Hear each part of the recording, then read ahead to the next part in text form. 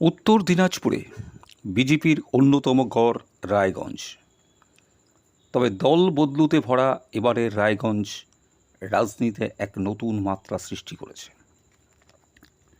প্রয়াত কংগ্রেস নেতা প্রিয়রঞ্জন দাসমুন্সির গড় হিসেবেই একসময় পরিচিত ছিল এই এলাকা। প্রিয়রঞ্জন দাসমুন্সির স্ত্রী দীপা দাসমুন্সিও 2009 সালে এই কেন্দ্র থেকে সিপিএমের বীরেশ্বর লাহিড়ীকে হারিয়ে জয়ী হয়েছিলেন। 2014 সালে এই কেন্দ্রেই প্রিয়জয়া দীপা সিপিএমের মোহাম্মদ সেলিমের কাছে মাত্র 1634 ভোটে পরাজিত হন।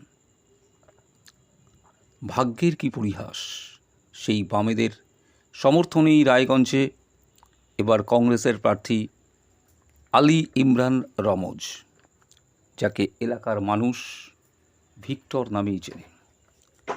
তৃণমূলের প্রার্থী কৃষ্ণ কল্যাণী, বিজেপির হয়ে লড়ছে কার্তিক পাল। বিহার সীমানা ঘেঁষা এই কেন্দ্রটির প্রাকৃতিক সৌন্দর্য মনোরম। এই কেন্দ্রের কিছুটা অংশ ছুঁয়ে আছে বাংলাদেশ সীমান্ত। এই কেন্দ্রের অন্তর্গত বিধানসভা কেন্দ্রগুলি হল ইসলামপুর, গোয়ালপুখুর, চাকুলিয়া, করণদিঘি, হেমদাবাদ, কালিয়াগঞ্জ এবং রায়গঞ্জ। এর মধ্যে দুটি কেন্দ্র তফসিলি সংরক্ষিত, সেগুলি হেমদাবাদ এবং কালিয়াগঞ্জ। বিজেপির দখলে থাকা এই কেন্দ্রটির পুনরুদ্ধারে প্রাক্তন বিজেপি বিধায়ক কৃষ্ণ কল্যাণীকে এবার প্রার্থী করেছে তৃণমূল। ফলে বিজেপি এবং তৃণমূলের মধ্যে লড়াই ক্রমেই জোরদার হচ্ছে। 2019-এ এই কেন্দ্র থেকে বিজেপির দেবশ্রী চৌধুরী জিতেছিলেন 60,574 ভোটে। সবচেয়ে বেশি লিড দিয়েছিল কালিয়াগঞ্জ, 56,762 ভোট। কালিয়াগঞ্জ বরাবরই খবরের শিরোনামে। গত বছরের 26শে এপ্রিল রাতে সেখানে বিজেপি নেতা বিষ্ণু বর্মনের খুড়তুতো ভাই মৃত্যুঞ্জয়কে গুলি করে মারা হয়।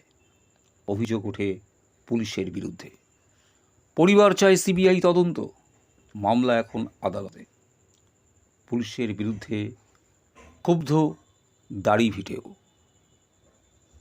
এই লোকসভা কেন্দ্রের গোয়ালপুখুরে একসময় ফরওয়ার্ড ব্লকের দাপুটে বিধায়ক ছিলেন রমজান আলী। কলকাতার কিট স্ট্রিটে বিধায়ক আবাসনে তিনি প্রাণ হারান। তারই পুত্র ভিক্টর, এর আগেও ভিক্টর ভোটে লড়েছেন। ফরওয়ার্ড ব্লকের হয়ে 2021 সালে চাকুলিয়া বিধানসভা নির্বাচনে তিনি তৃতীয় হন। ওই বছরই বিজেপির হয়ে রায়গঞ্জে যেতেন কৃষ্ণ কল্যাণী। আর 2020 সালে তৃণমূল থেকে বিজেপিতে যোগ দেন কার্তিক পাল। তৃণমূলের দাবি, রায়গঞ্জ বিধানসভায় কৃষ্ণ লিড নিতে পারলে কোনো চিন্তা নেই, জয় এক প্রকার নিশ্চিত। ইসলামপুর মহকুমার 4 বিধানসভা ইসলামপুর, গোয়ালপুখুর, চাকুলিয়া, করণদিঘিতে দলের ফল ভালো হবে। 2019-এ এই কেন্দ্রে বামফ্রন্টের মোহাম্মদ সেলিম এবং কংগ্রেসের দীপা দাসমুন্সির মিলিত ভোট ছিল 2,65,000-এর কিছু বেশি। এবার জোটের প্রার্থী ভিক্টর সেই সংখ্যা ছুঁতে পারবে না বলেই তৃণমূলের বিশ্বাস। কিন্তু বিজেপি বলছে এই নির্বাচনে তাদের 2জন প্রার্থী লড়ছে, একজন তো জিতবেই। মুখ্যমন্ত্রীও বলেছেন সিপিএম কংগ্রেস ভোট কাটতে নেমেছে, এদের জেতার কোনো সম্ভাবনা নেই। এই কেন্দ্রের সংখ্যালঘু অধ্যুষিত কিছু এলাকায় নাগরিকত্ব সংশোধনী আইন বিরোধী প্রচার যে কিছু প্রভাব ফেলেই তা প্রায় নিশ্চিত। সেই সঙ্গে রয়েছে লক্ষ্মীর ভাণ্ডারের মতো জনমুখী প্রকল্প।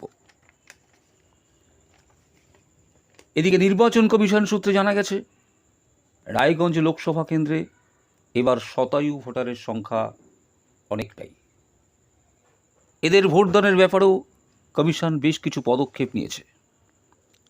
মূল রাজনৈতিক দলগুলির পাশাপাশি জেলায় এবার বিজেপির রাজবংশী নেতাদের অন্যতম মুখ বলে পরিচিত রূপক রায় এবং দ্বারকানাথ বর্মন নির্দল প্রার্থী হিসেবে লড়তে নেমেছেন।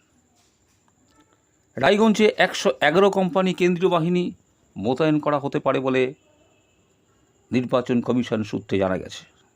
এর অর্ধেকই থাকবে ইসলামপুরে। জেলা কংগ্রেসের দাবি, মানুষ তাদের পাশে আছেন। তবে রাজনৈতিক পর্যবেক্ষকদের বক্তব্য, রাম মন্দির ঘিরে বিজেপির আবেগের ভোটকে এবার অস্বীকার করা যাবে না। প্রধানমন্ত্রীর বিশ্বকর্মা যোজনাও বিজেপিকে কিছুটা এগিয়ে রেখেছে। এরপর রয়েছে সংখ্যালঘু ভোট ভাগ। রায়গঞ্জে তৃণমূল এবং কংগ্রেস বাম জোটের প্রার্থীর মধ্যে সংখ্যালঘু ভোট ভাগ হলে তার সুবিধা বিজেপিই পাবে। যত বেশি ভোট ভিক্টর পাবে বিজেপির জয় ততই মসৃণ হবে। নমস্কার, আজকের প্রতিবেদন এখানেই শেষ করলাম। ভিডিওটি যদি ভালো লাগে অবশ্যই লাইক দেবেন, শেয়ার করবেন, সাবস্ক্রাইব করবেন।